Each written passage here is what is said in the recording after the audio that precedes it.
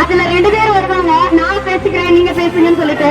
So அந்த மாதிரி வந்து சீஃப் கெஸ்ட் அவர்கள் 2 பேருமே நீங்க போய் பேசுங்க, அடுத்து நான் போய் பேசுறேன்னு சொல்லிட்டு இருக்காங்க. தேங்க்யூ. அண்ட் என்னை இன்வைட் பண்ணதுக்கு அண்ட் மேம் எனக்கு வந்து ரொம்ப கால் பண்ணி டயர்ட் ஆகி